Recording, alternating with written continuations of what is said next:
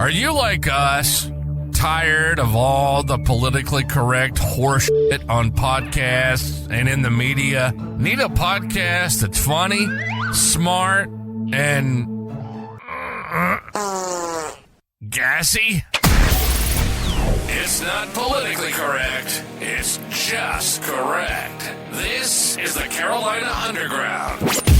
Throw that middle finger in the air. Raise them up. Because it's time to get loud, proud, and in your face. Generation X. Generation X. The best generation of all time meets the grit of the South. It's about everything and nothing at all. From current events to woolly boogers to movies to politics. Loud, brash, funny, and never, and I do mean never, predictable. The Carolina Underground with Mark and Mike.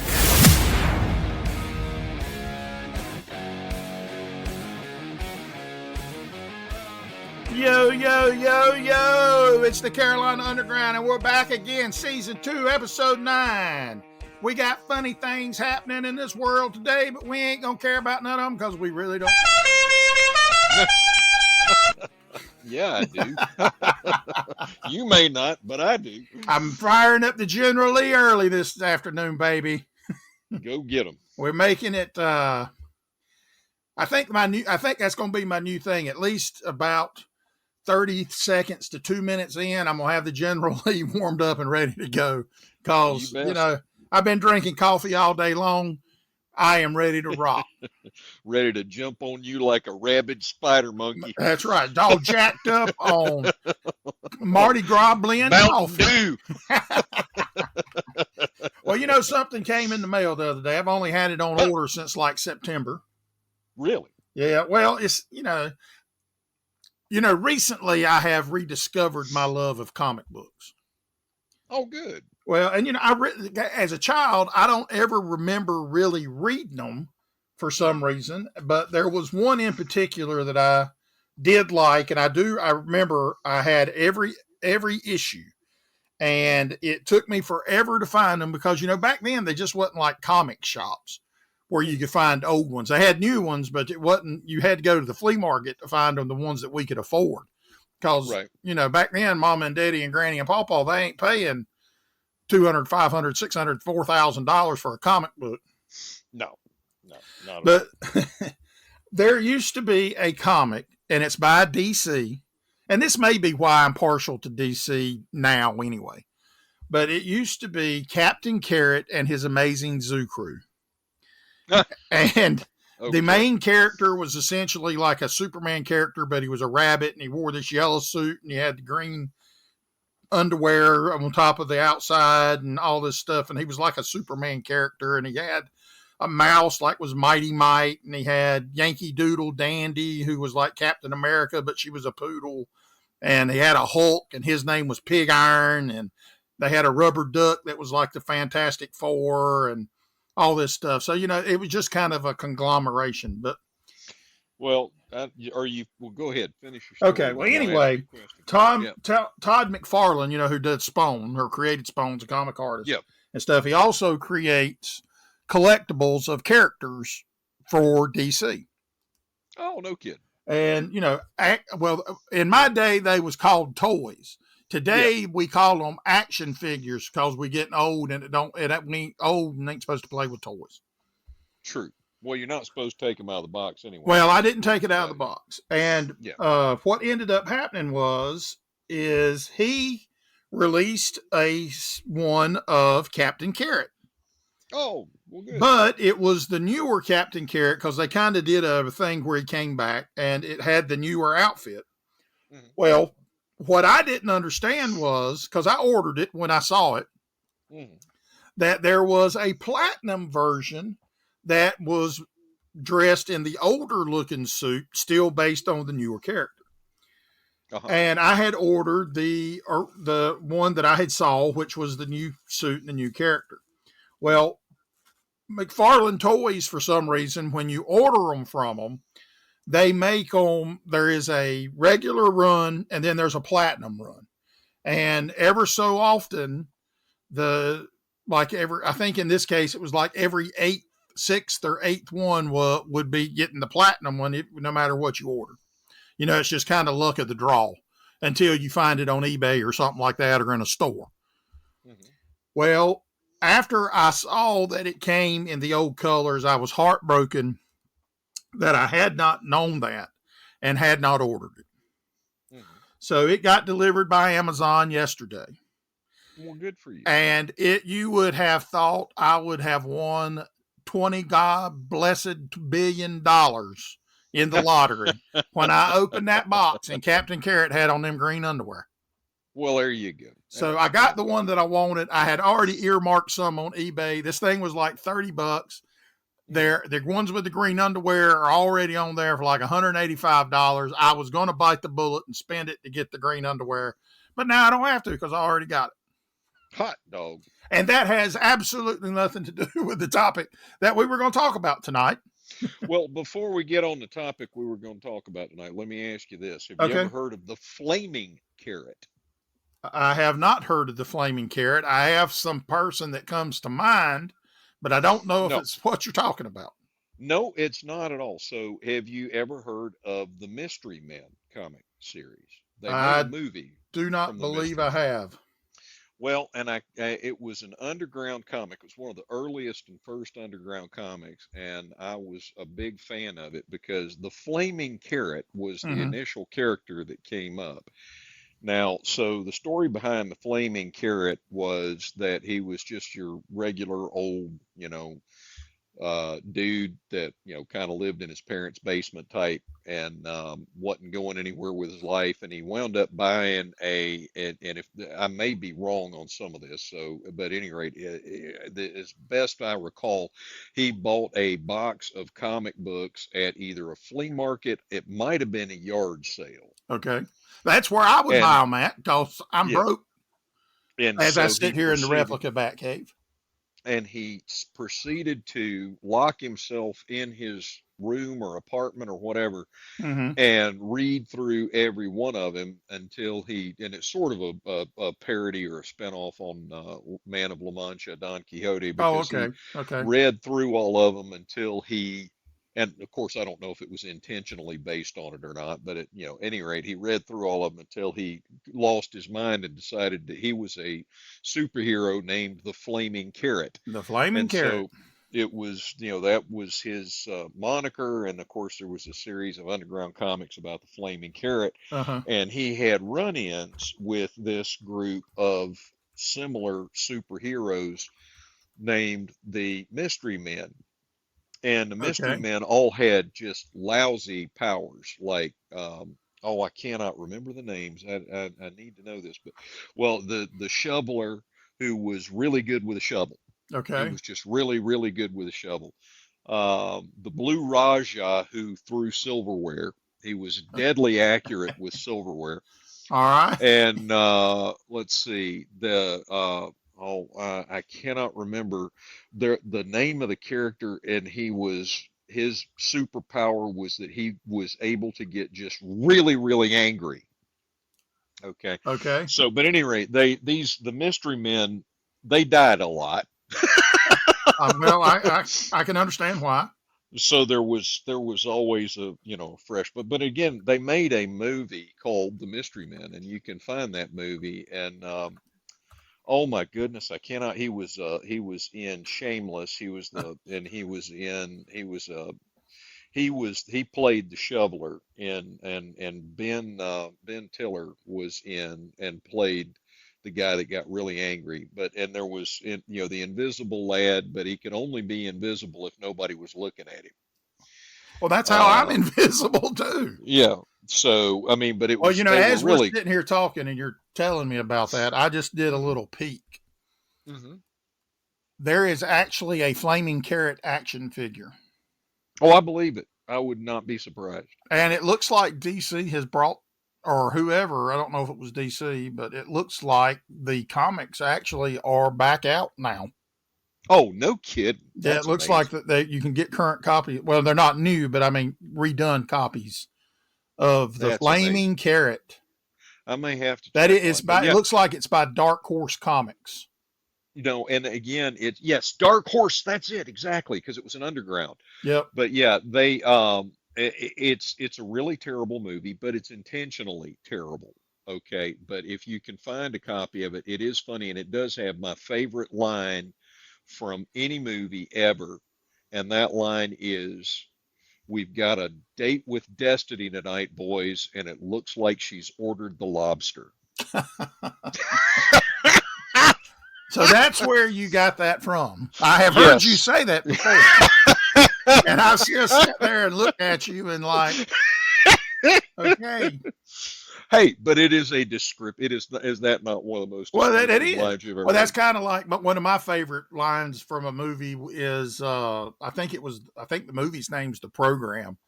And it's about a college quarterback, and he goes, when he's in there, he says, "All right, guys, men, it's time to put the women to bed and go looking for Charlie Foxtrot dinner." There you go. There you go. Hey, I learned from last week. There You can't you go. teach an old dog new tricks. All right. Yes. Let's start on what Well, now, the topic. and before you start, I do highly recommend that movie, but do not expect it to be a good movie. Well, Okay. after today's stuff that comes out nowadays, my standards are not very high to be a good movie. They used to be. They are not anymore, because Hollywood and people that make movies nowadays suck. I agree. Okay. But at any rate, all right. So All right, roll on, big dog. I'm going to ask you a question. Ask me a question. And then when I ask you the question, then I'm going to set the stage and do a little backstory to explain what's happened.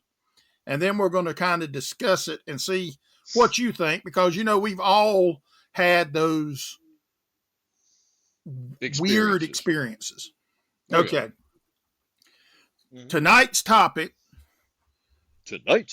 has no less than 10 books written about it to date. Mm-hmm. Okay. And there have been 45 movies made about this between 1979 and through 2023. All right. 45 movies. Okay. The stage is set now. We're going to go back a little time. We're going to get in our time machine and we're going to play. There you go.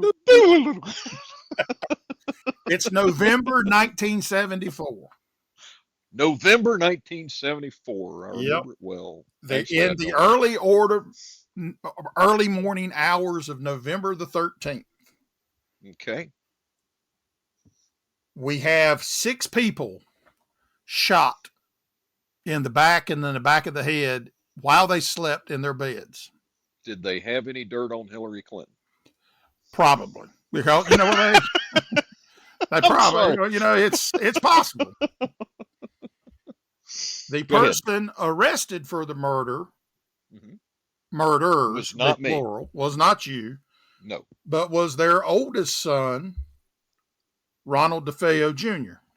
Yes. Now, if that's not a big enough hint of what we're going to talk about tonight, then you've been living under a rock somewhere. So, but this is what we're talking about. Really, very nice rock. It is. Okay. It is. And we've got some interesting tidbits that have come out since then. But this leads us from 74 to the fall of 1975. All right. When the Lutz family, Kathy and George, moved themselves and their children into a house at 112 Ocean Drive or Ocean Avenue, Amityville, New York, Long Island. Yes, that he did. And they lasted in that house 28 days. And those 28 days have spawned 10 books and 45 movies. Yes. Now, granted of them, some of those 45s have a lot of X's after them. And I don't mean because they're demonic either. No, there were a couple on the list that I was like, Lord have mercy, you got to be kidding. But I'm not. So we are, in fact, talking about the original, most famous haunted house in the world, the Amityville Horror. All righty. It was made famous by the book, The Amityville Horror, by Jay Anson, published in 1977, where he supposedly tells the Lutz's true story. Right. And then it was immortalized in 1979 with the first film by the same name, The Amityville Horror. And the only thing that I can think of right now, and it has nothing to do with it, is Lizzie Borden had an axe, gave her mother 40 whacks. When she saw what she had done, gave her father 41. Sorry. And there is a reason why you don't sing for a living. And we all just experienced it. There you have it. But let's talk about this, because the story, as most people probably understand it or know it from the movie and the book, isn't exactly what went on. Well, I mean, again, the whole situation is there was enough. Now, I mean, it's an intriguing story, and I do know a little bit about it. But Okay. It's intriguing, but there was enough stuff going on. I mean, first off, it was a money pit. Okay, so they bought the house. It was dilapidated. They were trying to restore it. Right. And and they even bought the bankrupt. DeFeo's furniture, the most of the furniture, wow. and the I beds didn't that the realize people that. were killed in, I do believe. That's a terrible idea. But I mean, again, there's there's enough stuff, and a lot of this stuff that I have seen and read about it, and I did not go through anything recently, but there's enough things to cast doubt on whether it was okay, we're bankrupt and we need to make something up, Right. or it was a real event. And I mean, it could, it could have been crime of passion, all Right. kinds of things going on. Because I mean, when you're bankrupt and you don't know where your next meal's coming from, and you got that great big note over your head, it can make you weird. Right. Exactly. And So, then, of course, you have Ronald DeFeo's Butch, as he liked to be called, right. public defender, claiming that he and George Lutz made this story up and embellished it over several bottles of wine, and he got kind of butthurt because they decided to go with Jay Anson to tell the tale than with him. And there's no telling. Well, that's true. And but of course, there are places. Of course, just about everybody that was involved, other than the Lutz children, have since passed away. So, but I mean, again, there are places in this world that have, that if they're not cursed, they may as well be. Right. Right. Okay. Because I mean, there's several of them in the town that I live in that I mean, good businesses move in there and they just they can't make a run of it. Right. And I mean, and you can look at all kind of statistics and stuff like that, and traffic patterns and everything else like that. But I mean, again, there are some things in this world that aren't meant to be messed with. I mean, again, one of the things I just recently was looking at was Lake Lanier in Georgia. Okay. Has a much higher rate of drowning and missing persons than other places. And I have read something about that, and it's the theory that they put forward was the currents because that's a power lake. Oh yeah, and it's something about the way it's generated. It creates currents, particularly around the dam or whatever, that helps contribute to that. True, but again, the intriguing thing about that is that when people are rescued from that, they talk about the feel of the water is not like it should be in a regular freshwater lake. It's just the water feels heavier and thicker than it ought to. And I mean, again, a lot of the times, and this is the thing I found interesting about that, is when the people fall in, they very typically don't bob back up. Usually, even in fresh water, when people fall in the lake, they come up. at least once or twice, Right. unless they've hit their head. Because you know what floats. That's exactly right. But I mean, and again, so but back to the Calamityville horror. And I don't know. I mean, again, it's there were the artifacts, the well at the bottom, all of that stuff. It existed. There were people that supposedly witnessed the demon pig's eyes and stuff like that. But Well, now actually, the demon go ahead. pig, I don't think that was actually a fact. That didn't come about till the movie. Oh, really? Well, I Yeah, wasn't aware of that. I thought yeah. that it was. I And thought it was one of the I'm gonna things. give you an example of where that may have come from. All All right. right, So hit me. the book came out in '77. The movie came Right, out in '79. Okay. right. Right around, I think it was the early spring of 1976. So this was right after their 28-day stint in the Amityville house known as High Hopes. Hmm. The famed ghost hunters, Mike and Lorraine Warren, obviously were getting a group together, and it had researchers from the Ryan Institute, a media crew from a TV station, some mediums other than Ed and Lorraine. And this is essentially the case that I think that propelled Ed and Lorraine Warren to the forefront of, for lack of a better term, of what Ed referred to it as demonology All right, and the supernatural. And all it's right. not, and they like really planted their flag right here on this one. And it's not a little meager flag; it's a great big pirate flag that says "R they be demons here." All right. And so, and one of the things that came out of that, and I think it really didn't come to light, and I'm talking about a particular photograph, and if you've never seen it, I implore you to look it up All right. because it's all over the internet. But Well, I haven't. Go ahead. I don't think it really came to light until 2006 or so, when George Lutz was actually working on another book. All right.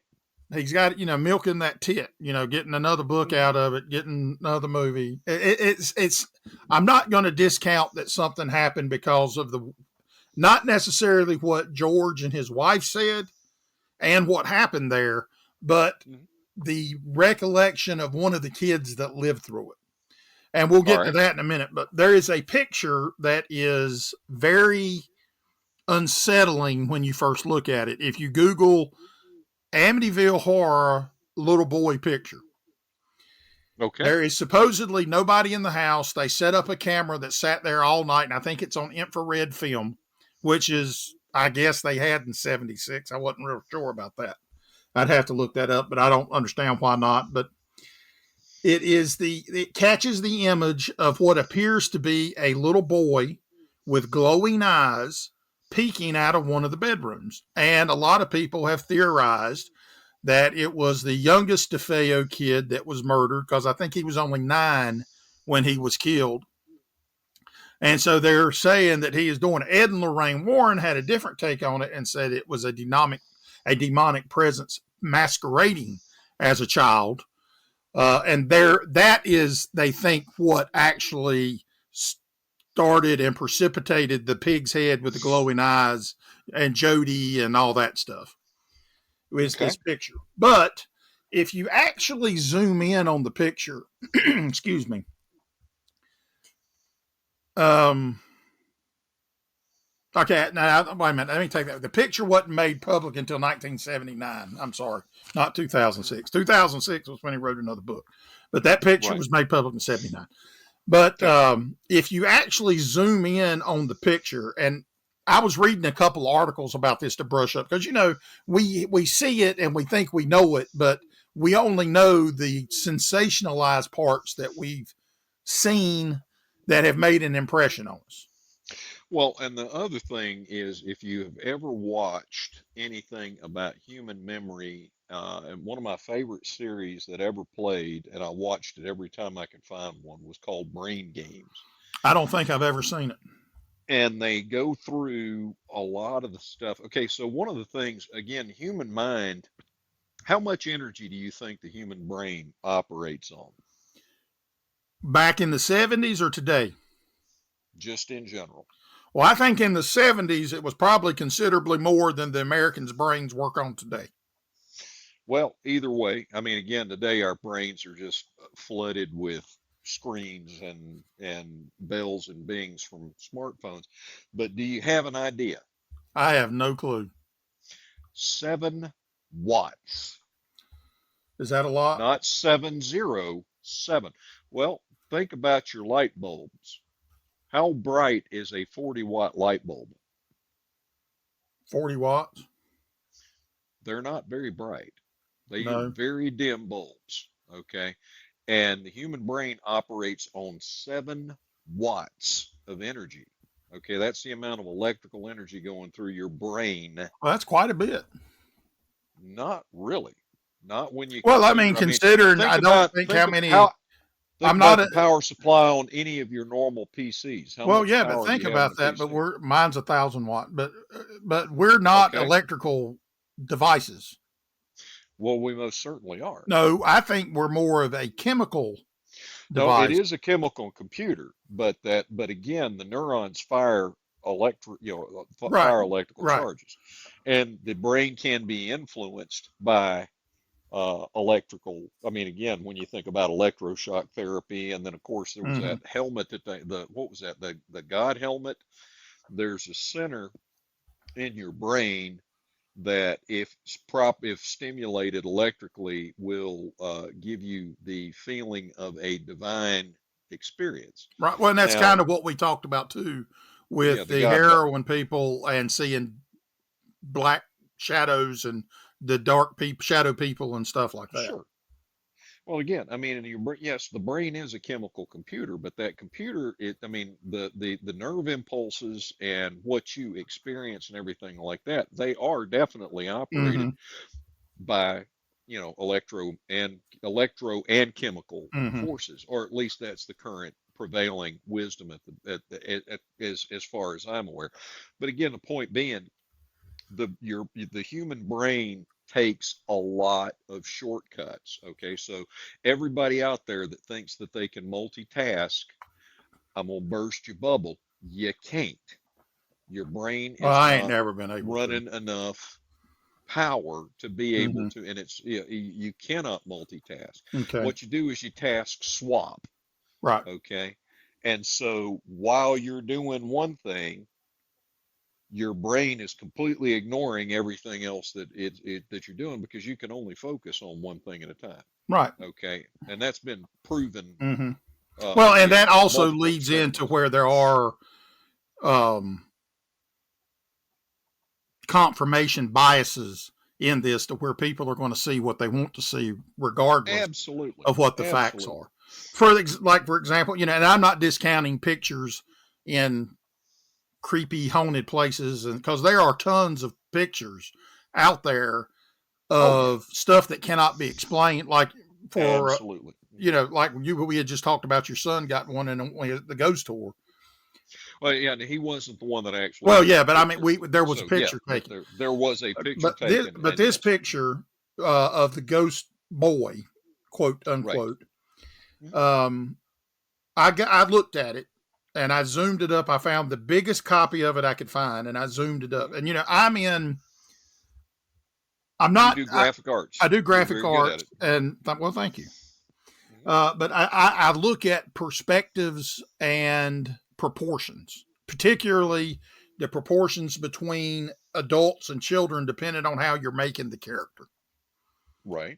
Well, when you blow this picture up, I don't think the eye's glowing or anything but a reflection of some kind of light, infrared light, so to speak, because to me, what it looks like is an adult that is on their knees looking for something, and they're wearing a pair of glasses. And I will tell you why, because the proportions of the arm to the body do not smack of that being a child. And I may be wrong. This is just my observation of what I've seen with the picture. And I don't know whether Ed and Lorraine Warren ever studied the picture or whatever, but they came out and said that it is a demonic presence masquerading as a child, and that was the end of it. But some interesting things came to light, though, after that, because if we hearken back to what precipitated the Amityville horror, and that being the Defeo murders, after the Defeo murders happened, Butch had always said that he did not act alone. Okay. And there has been in more recent times, maybe some confirmation that was true. Of course, Butch Defeo changed his story so many times, it was kind of hard to keep up with it without getting whiplash. Yeah. But originally, and this is, I think, right before of course, he's dead now, but he had come out and got to talking that the one that actually had a problem with the parents was the older sister, Dawn. Uh-huh. And Butch was given some testimony, and he said that he, without a doubt, is the one that killed the mother and the father. Okay. Well, he left. The deal was that the mother and father were going to die, and everybody else was going to live happily ever after. Okay. So him and a friend that was there, this is his words, not mine, left and came back. In the meantime of coming back, Dawn, who is the older sister, had killed the other kids. And Butch Defeo said that pissed him off. She wasn't supposed to do that. So he ended up killing her and putting her on her bed and making it look like she was killed in bed like the others. Well, that is one of those things that is an interesting little side fact, is that the segment of the population that is most likely to kill children or the elderly are females. That's interesting. Yeah, another piece of information that has come out is that leads credence to a second gunman was the finding of a pistol that had been dumped in the canal behind the house that they think actually was belonging to the Defeos. And they have dug it up. They hadn't able to find any serial numbers or anything on it, but it looks like it did belong to the Defeos because they found a holster in Butch's room with the 35 caliber Marlin rifle bullets that there was no pistol in. So they're thinking that was it, but they haven't got it tested enough to see whether that was it or not. Well, the only thing I say about that is I've got several holsters in my house that don't fit any of the firearms that I currently own. So, but again, the point of the matter is there's enough. I mean, I don't know. I don't really have an opinion about the Amityville horror mess. I just don't, because it's one of those. It's like it's intriguing. It's like D.B. Cooper or Jack the Ripper. Right. Solving the mystery. You're never going to be able to completely solve it to everybody's satisfaction. Right. But again, there is confirmation bias, like you said. Right.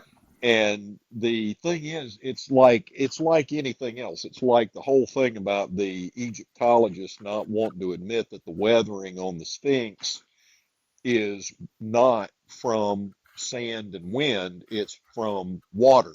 So the Sphinx existed long before the Sahara became a desert. Okay.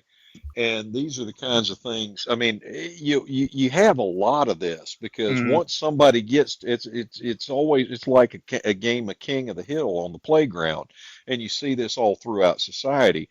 It takes a lot of effort, good, bad, or right, wrong, love, cheating, stealing, whatever, to get to the top of the heap. And once somebody gets to the top of the heap, they do not want somebody else to come up and go, well, you're wrong, and here's why. Right. Okay. So, and that's why you get frequently the Well, trust the I'm science. not going to No, say. no, no, no, not that Right. science. Well, Only the I'm science not. I want you to trust. I'm not trying to say that this is an out and out hoax, but You don't think it's a hoax? I don't think it's a hoax, and I'm going to tell you why. Because I watched an interview they did with Christopher, who is the only, as I know so far, the only child of the Lutzes of the three that came forward and has actually spoke publicly about the 28 days or 23 days in the Amityville Horror House. Mm-hmm. And he says, you can forget about the green slime dripping from the walls, and that a lot of the events in the books and the movies were exaggerated to the point of fiction. Mm-hmm. But he said, that none of it, not even the books, not the movies or the remakes or anything, are accurate. But he said there were shadow people. They did see those, and they did hear voices. Well, And and that I will firmly believe. And again, one of the things, I mean, and this is one of the. Okay, I'm sorry, I didn't mean to cut you off. right, Did you have more to I add to did, that I thought? did. And when this Go ahead. article was published, he's 37 and living in Mhm. Arizona. But he maintains and insists that essentially George Lutz brought a lot of this on to the family himself, because he liked at that time to dabble in the occult Right. and he's saying that he amplified whatever paranormal incidents that occurred Mhm. afterwards so he could profit more from the books and movies about the house. Sure. And he And I believe says that. that the truly scariest thing in the house was George Lutz and the way he treated them. Because he said, and one of the most famous things is the door being torn from the hinges and all that. One of the most famous scenes from the movies that never happened. But he did say he himself did have a run in of the paranormal sort when he saw a presence that he described as a shadow that was moving toward him and then dissipated. And so, Right. I think I think something happened to these people. Mhm. It may be mass hysteria, I'm not sure. Mhm. But I do know that there has been nothing reported in the house since, Mhm. and multiple families have lived in it since then. My And question is, one of the questions that I have is, did they get rid of all of the furniture though? I don't know. I never did ask. Now, I'm going to bring something up that is completely off topic because that's what I'm really good at. Do you know what the most haunted hotel in the United States is? No. It is the Menger Hotel in San Antonio. It is right next to the, No. It's interesting you bring that up, because yeah. today Hmm. is the anniversary of the Alamo. Exactly. Remember the Alamo. I was going to Right. bring that up, that it's next. And I have stayed in that hotel.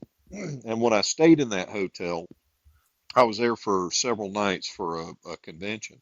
Uh-huh. And every blooming night at 1 o'clock in the morning, I woke up and I mean, it was pitch black in the room. I woke up and as far as I was concerned, there was somebody in there with me. I mean, you know how you feel that there's somebody in a room with you, and that's what it felt like. And that happened. I think I was there for 3 nights, and the third night, I sat up in bed and I said, "Look, I am out of here tomorrow. Please leave me alone and bother somebody else." And I was able to go right back to sleep right after that, and the feeling went away. But the Hmm. funny thing is, my boss at that time was there with me in another part of the hotel, and that night he woke up feeling like there was somebody in his room at about 1:45. But at any rate, the thing is, it's one of those where, I think you would find it hard to find a person that has walked into a room at any point and Mm-hmm. not gone, there has been someone else in this room. Right. Okay. Or, or feel like somebody's staring at you or Mm-hmm. something like that, because you can get those vibes. And, The again, heebie-jeebies. the heebie-jeebies. But the thing of the matter is, we only really pay attention to, the sense of sight, smell, sound, and touch. Right. Right. Okay. But we may have more senses that we just, I mean, and we may pick up on Well, things and if you're worried that we about don't see somewhere consciously. being infested with spiritual things, both Right. more Woolly boogers. malevolent woolly boogers, Hmm. keep a Hmm. dog with you because they in tuned and see crap like that. But again, the other thing about this is, and a lot of folks, especially if you are a religious person, don't want to believe in demons Well, I and don't know how, if you're a angels. religious person, that you cannot believe in demons and angels. Exactly. If you got a problem with demons and angels, you're going to have a real tough time when you actually read the book, Right. because They're all there's a in it. lot of that. And As a I matter of do. fact, it was some of the angels that uttered my most famous words from the Bible: "Fear not." Right. Yep. Absolutely. Of But course, again, the but point of the how the matter. Bible describes angels ain't what we prescribe to angels looking like, and that's would Oh be for no. another episode. But Yeah, that's another episode. yeah, We need to get into that, because I mean there's a lot of stuff, and especially in the things that were removed from the canon by the Council of Nicaea, hmm, like the Book of Enoch. Okay, I mean there's a lot of stuff in that book right. that is pretty Well, amazing. But anyway, I'm sorry, I didn't mean well, to derail us with completely. Amityville, Yeah, I'm going to say, okay, I believe maybe something happened to this family. It was right mhm, after a very traumatic event, sure, give or take. The I do find it odd that nobody since has had any problems. I think the only problem mentioned by one of the more current owners is that people come and gawk. So they've sure, actually changed the outside of the house so it doesn't have those classic windows, half circles that look like eyes that they right. made light up in the movies. And they, Hmm. believe it or not, they've even changed the address. It's not the same address anymore. So if you Oh, put I it into believe it. Google and go find it, you ain't gonna find it because it ain't the same address. No, I got But I think sometimes honings and stuff might not necessarily be the place. It could be you. Mhm. people, and when you dabble in Oh, things absolutely. Yeah. that you don't understand or you should not be dabbling in, I Hmm. think a lot of times you open a door or a window and something can come in and attach itself. And they're listening to what Christopher and them have said.